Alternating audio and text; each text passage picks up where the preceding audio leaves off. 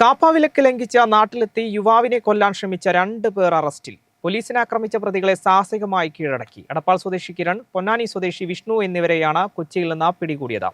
പ്രതികളെ പിടികൂടുന്നിടെ കായലിൽ വീണ എസ്ഐക്ക് പരിക്കേറ്റു.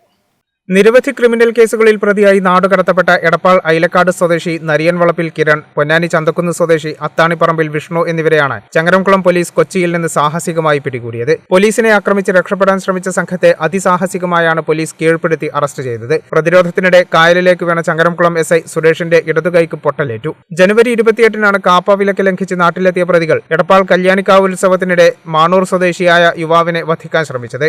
ഫെബ്രുവരി 6-ന് ഇതേ സംഘം എടപ്പാളിൽ മറ്റൊരിടത്തും ആക്രമണം നടത്തി. വധശ്രമം ഉൾപ്പെടെയുള്ള വകുപ്പുകൾ ചുമത്തി കേസെടുത്ത പോലീസ് ഇരുവരും കൊച്ചിയിൽ മരട് സ്റ്റേഷൻ പരിധിയിൽ ഒളിവിൽ കഴിയുന്നുണ്ടെന്ന വിവരത്തെ തുടർന്നാണ് പിടികൂടാനെത്തിയത്. സമാനമായ 10-ലധികം കേസുകളിൽ പ്രതികളാണ് പിടിയിലായ കിരണും വിഷ്ണുവുമെന്ന് പോലീസ് പറഞ്ഞു.